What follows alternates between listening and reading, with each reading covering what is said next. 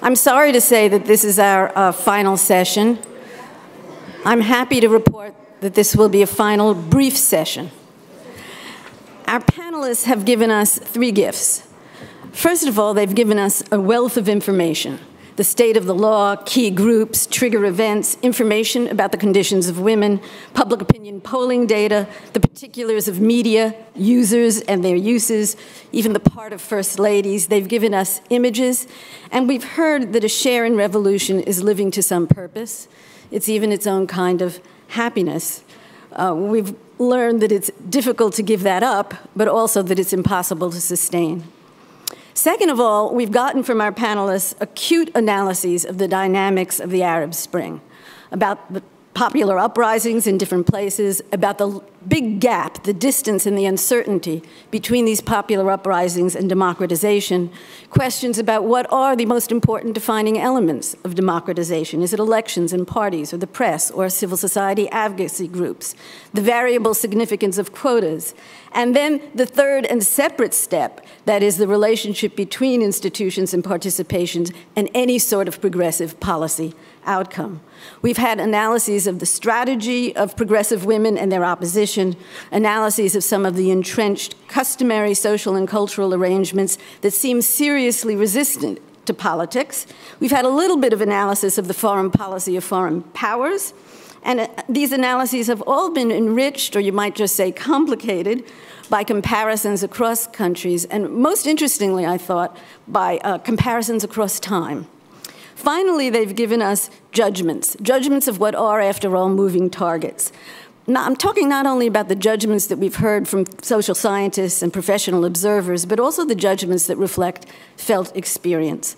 All activists and advocates move between outrage and hope. It goes without saying. Without the outrage, they can't begin their work. Without the hope, they can't continue. Passion is inseparable from all politics, I think, but nowhere is it more overt than in the cases that we've been discussing. Recall the image, the moment of triumphalism, that snapshot, that frozen moment on the conference poster, a moment of triumphalism. If we listen to the panelists today, we imagine that many of them might substitute an image of disappointment or of grief, but that too would just be not a final image or a final moment. Things are fluid. So we're each going to go away from today with particular insights that resonate with our own work or with our own thinking, and doubtless we're going to leave with unasked and unanswered questions, and probably with some fuming disagreements. But the conference organizers have decided not to leave it at that. So 2 brave women rapporteurs, not as brave as protesters, but brave nonetheless, are going to take on the challenge of articulating some of the high points, of pointing to some of the common points, of giving us a guide to coherence. And in return for taking this on, Leila, Fawaz, and Temma Kaplan are rewarded with the last word. Thank you, Nancy, very much. Like all of us, I'm sure, I'm awed by the depth and importance of these proceedings. I want to congratulate and thank the organizers for attracting such an array of journalists, academicians, activists, and others. And in particular, I want to congratulate and thank Dean Liz Cohen for her dynamism, her stewardship of the conference, and her leadership already of Radcliffe. Really.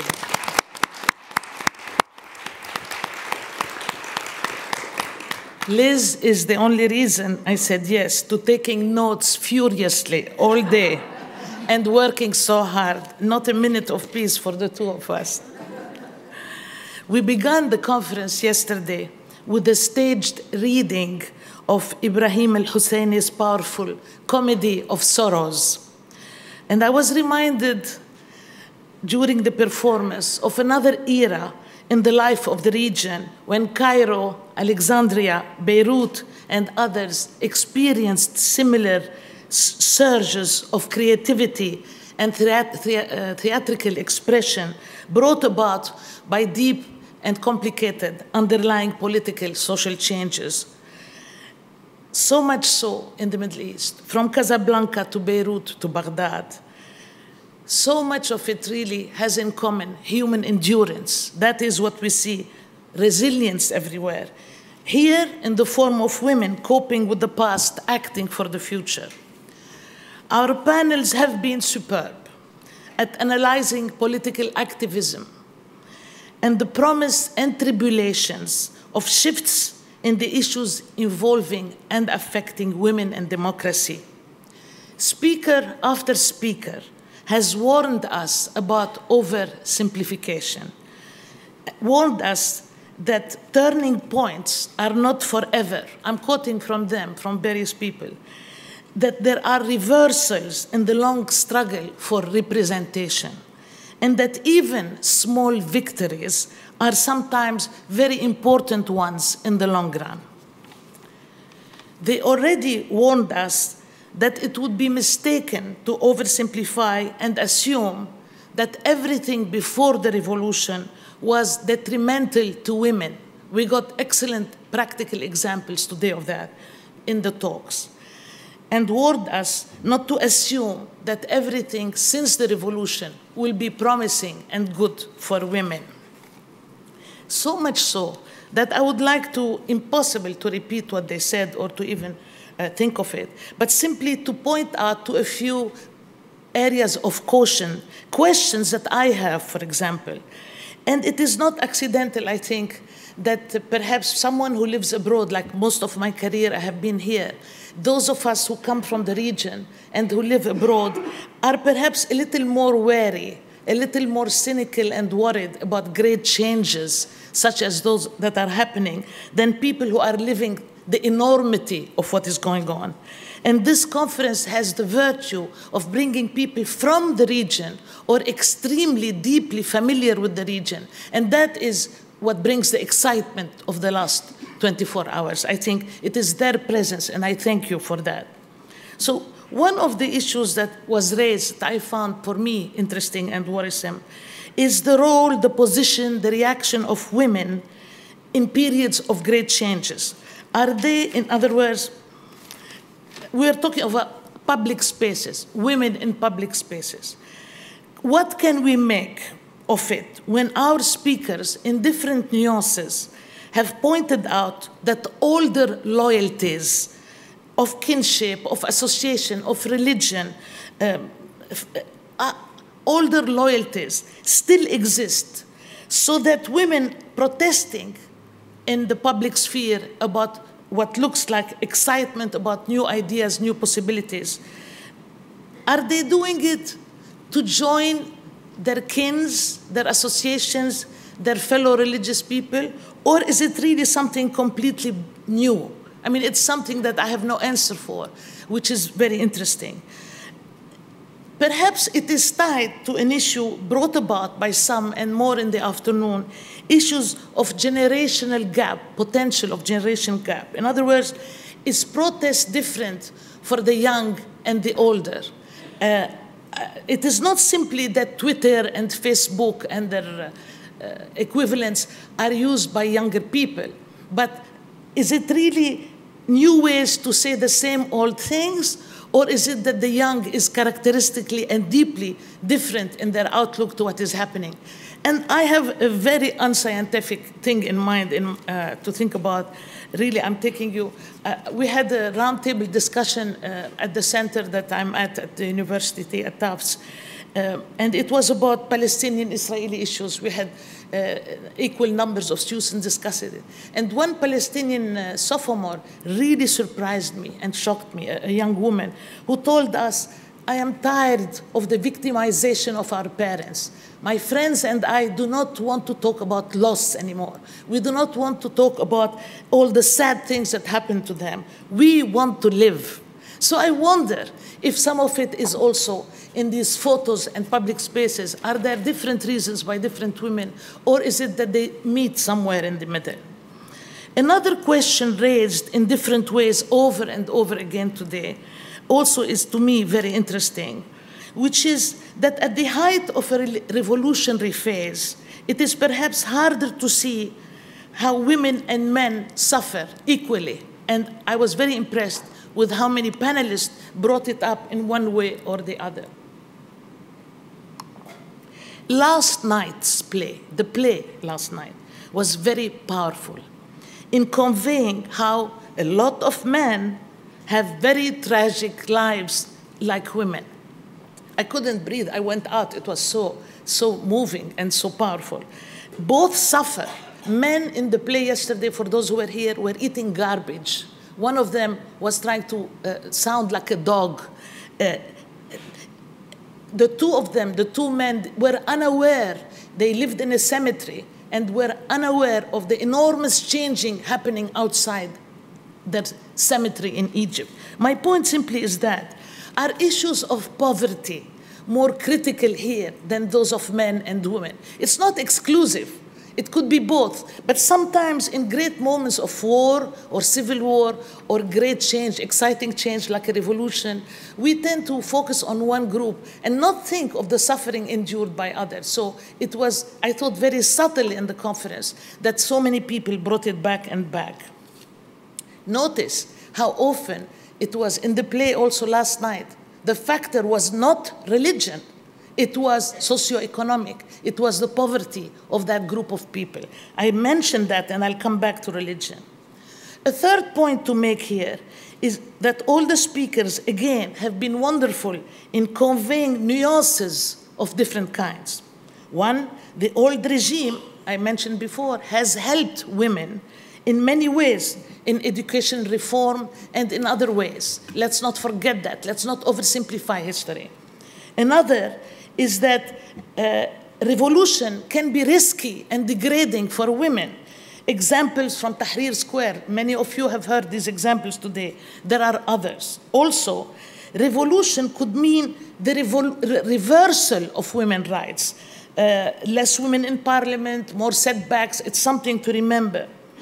Also, post-revolution could be dangerous for women, and their examples range from, examples on how the private realm as opposed to the public realm can be allowed or not allowed.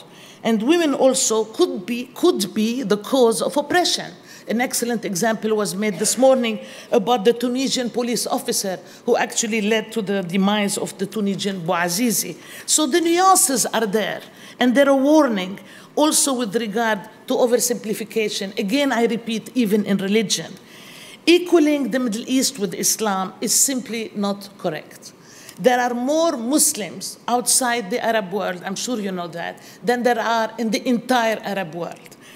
Pundits, television people, might think so, but really we cannot think so. The issues of the Middle East are much more varied than an assumption that religion is the key factor. It is a factor, but you cannot get over it, you cannot analyze, you cannot teach if you think so. Social, economic issues, cultural dimensions are equally, if not more important. Think about the rejectionist front among Palestinians. It's a Christian movement that was led by a man called George. George is as Christian a name as it comes. Jews go from left to right. Christians are in the same way. And there are Muslims who are very conservative and who want conservative things. But there are some who are very radical. To those of us who study the region, it is just a warning. Like other regions, I'm sure you will make that point, where also be careful about equating a region with a religion. Also points to be made are about the post-colonial regimes, meaning after the French and the British left the region of the Middle East and they created these Western states all over, from Egypt to Iraq to Syria to Jordan, Transjordan, and everywhere. They pushed for what we think are good things, like Western education. They were secular. We all want secularism, correct? And yet they were very oppressive. The point was made this morning, this afternoon. So let us not oversimplify and think that democratic principles necessarily come from westernized or from outsiders. There are internal models. There are internal models of representation. They are not perfect, but no more than perfection comes from outside. And so this is all very important. And I would like to finally say one thing. We're here. We're in Boston. We're in the West. What can we do? most of us cannot make a difference out there. So I think, just to finish, we live in a very powerful country, a country that has a right to protect its interest overseas, and those rights mean working with conservative or repressive regimes. But you, one at a time, could make a difference by making your voices heard and not asking for much, asking simply that the US goes back to being above in conflict, above the parties, to be an arbitrator, a hakam, as opposed to a participant. And remember the days when soldiers in the Middle East were welcomed with flowers in the 1950s. And now things, every embassy is like a fortress. So perhaps what we can do, those of us who live here, is simply try to understand, not judge, and at the same time to try to talk to our fellows people in politics, in diplomacy, and tell them how they can bring back to the US the good side, the soft power of the United States. Thank you very much. I'd like to add my gratitude to the organizing committee and to Liz, especially for a spectacular conference. I don't know one where I've learned more, or thought more about things I like to think about and thought about them in whole new ways. So this has been a really extraordinary conference, and I both have the pleasure and the obligation of saying a kind of PS to the magnificent interpretations that people have given. One of the things we were asked to say is whether Arab Spring is distinctive or part of a universal of women making democracies. And of course, I don't believe in universals. On the other hand, I do think that there are similarities in the struggles that people have waged for democracy, and that one of the things is that it's never finished. That is, there are long trajectories, moments of democratic effort, and it's much more than a two-dimensional struggle. It's really, I think of the struggles for democracy as being on a helix in some ways, because you seem to come around, but we do make progress and we do move forward. And then there were the ways women get involved in social movements for democracy are manifold, but I would say twofold. And one is through social movements of women, which are often very different, often more religious and more conservative than feminist movements. That is, the vast majority of women's movements internationally are not progressive movements. And that's something we have to face. That is often, therefore, certain kind of advances, social advances, usually not political advances, and often they're deeply religious representations of women. They incorporate very often a demand for social benefits and better conditions under which to live, and they're often tied to respect for and obligations to religious organizations. They don't always stay that way, but they often begin that way, or the vast majority of women who are organized internationally are organized in that way. So when do they join other sisters? There are two other movements. One is the feminist movements that we have known about in the second wave of feminism, so-called, or the third wave of feminism, some compilation of those two, which themselves change. They're committed to a whole set of values, but I think, as many of you have said, and I draw on all of you today, as Anne has said, as Heba has said, as others have said, these movements are organized around certain goals, but the goals aren't the same from one country to the next. They're usually about certain kind of freedoms of the body, but they're not always about that. They're often concerned with the possibilities of citizenship, but that term citizenship varies from one place to another, and what we mean by citizenship. And the third kinds of movements are really grassroots movements, often for the improvement of conditions of life.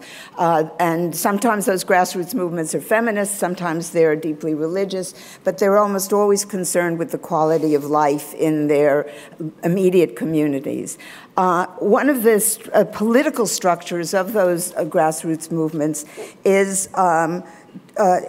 to organize along with neighbors. That these movements very seldom go beyond their own neighborhood, the people that they can speak to on a daily basis or a weekly basis, people in their own physical area, the people that they know, the people that they trust.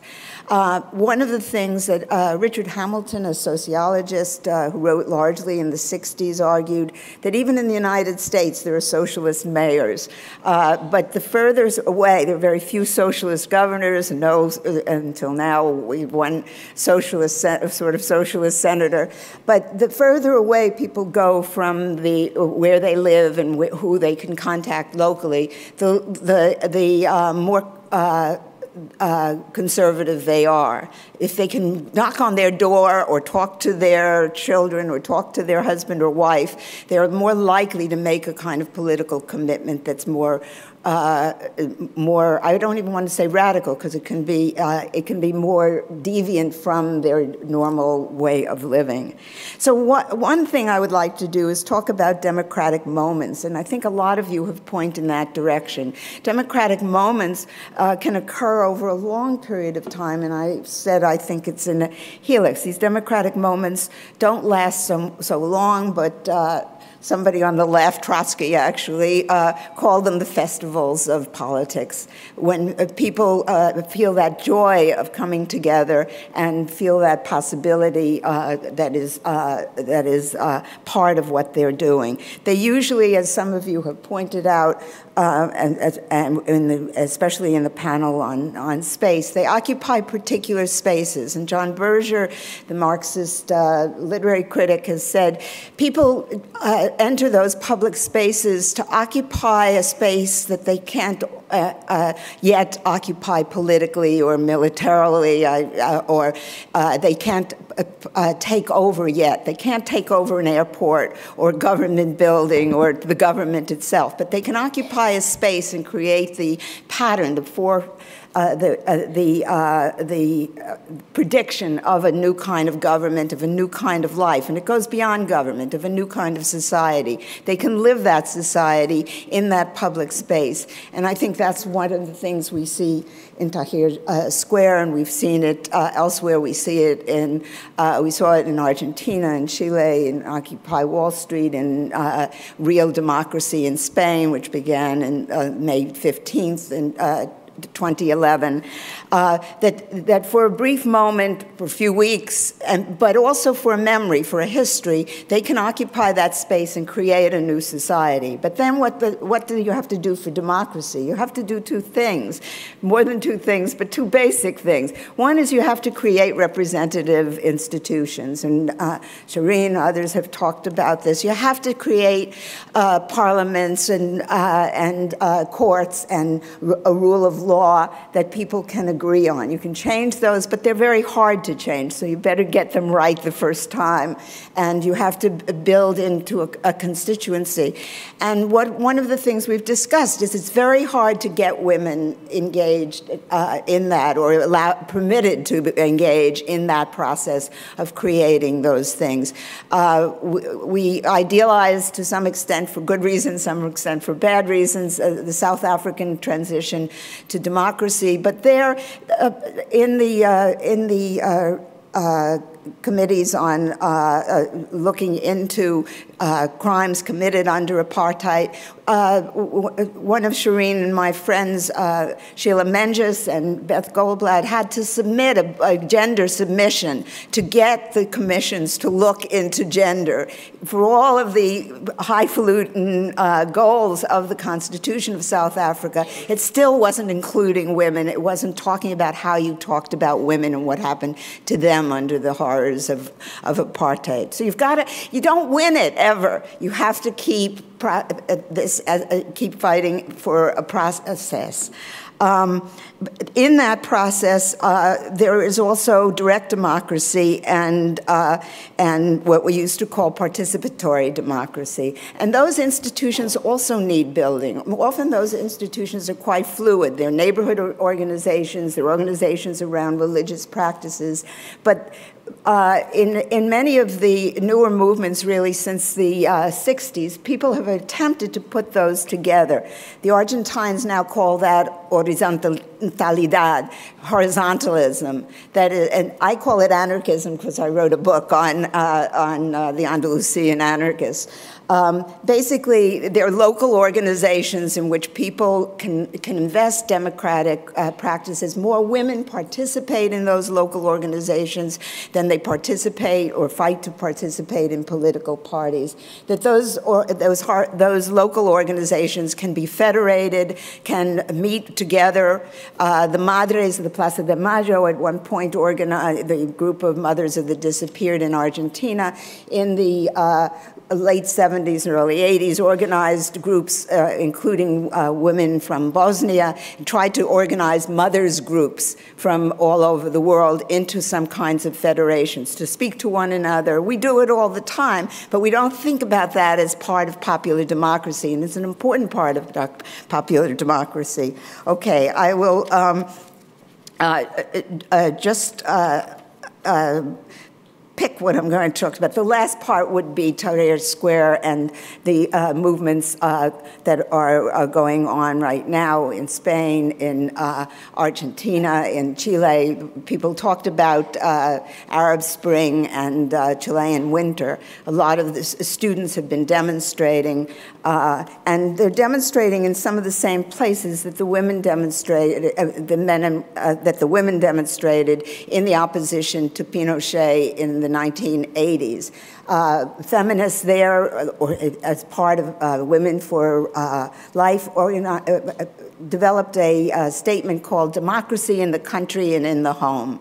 And they fought for democracy and country in the home, linking issues about domestic violence to issues about the violence of the government. They tried to organize civil society around these institutions. We talk a lot about civil society and about citizens groups, but in fact, we don't have, or we don't think about the organizations that hold those civil societies together and the ways those groups can meet. They do meet. We don't study the ways that they come together. But I think the contributions today have given us an enormous amount of evidence to talk about that, to talk about how we could build new kinds of institutions. And I think that Arab Spring has actually provided that with us. I'm always an optimist, and that means that I have about 20 minutes of pleasure out of any social movement before it's easy to be pessimistic about them. I'm optimistic about Arab Spring. I'm optimistic about Occupy Wall Street and the 140 Occupy movements in the United States. I think that youth has has freed itself from some things, has a lot to learn, but believes in democracy in a way that many of the more cynical people who used to believe in democracy do. Thank you.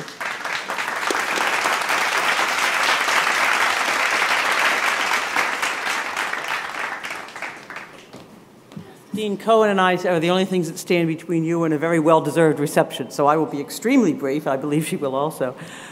I want to make three sentences. One is that the only thing that's probably greater than my current intellectual exhaustion is my gratitude to the speakers who have done just an absolutely fabulous job, and I really want to thank you very, very much, all of you.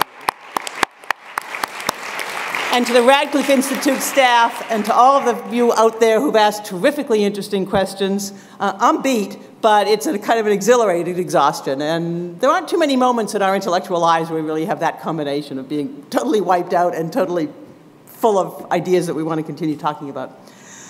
One of the things I just want to remind us of is some really interesting phrases that occurred today, if only because I'm only capable of thinking in 2 or 3 word phrases at the moment.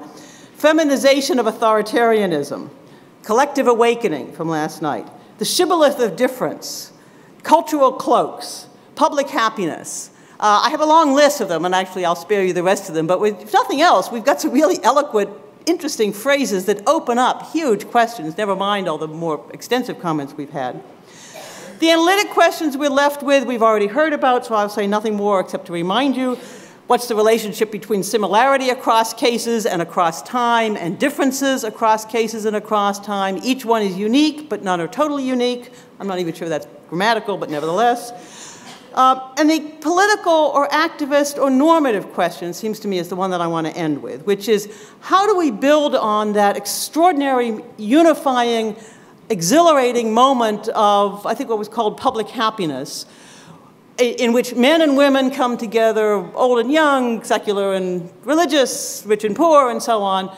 We all know those moments, we all want to recreate those, and we all know that they fall apart. And how is it possible to recognize that they're going to fall apart, but then build on them so that issues of gender, issues of rights, especially for women, but not uniquely for women, don't in fact move backwards or stall or become the vehicle for the next fight. So that's the conference for some time in the future. Thank you all very much. Well, we've done it. And I just want to add my thanks very quickly to the speakers and to the Radcliffe staff. I just can't thank them enough. They came from all corners of the Radcliffe Institute to make today possible, and they deserve a big round of applause. We've all experienced a lot today. I think we have many more questions, perhaps, than we had when we came in, and that's a sign, I think, of a very good conference. We've made a lot of new connections with people, with ideas, and we've made many new discoveries. And I wanted to share a very powerful example that I think is an appropriate way for us to end about a discovery that the Radcliffe Institute made as a result of a member of our audience today. If you look at the poster that is our iconic image for the conference, we were attracted to that image not because we knew who the woman was, but we felt that she conveyed the power, the fears, the hopes, the potential of women making democracy. But we didn't know who she was. And a woman in our audience named Joan Ekteen came up to us early on today and said that actually she knew who that woman was. Her name is Malali Joya. She is a woman who was elected to the Afghan National Assembly. She served there until she spoke out in that assembly and to the world and declared that the governing body was ruled largely by criminals and warlords. And she was suspended. She was banished. But she continues, she's alive, she continues to be an activist, and she continues to work for change in Afghanistan. And I'm told that she wrote a memoir entitled A Woman Among Warlords. She has been on many hit lists. She's been the victim of assassination attempts and death threats. When she was asked how she faces the threat of death, she answered, "You can cut the flower, but you cannot stop the coming of spring." So after today's conference, she is no longer a nameless woman, and I think that it's very appropriate that she is literally the poster child for our Women Making Democracy conference.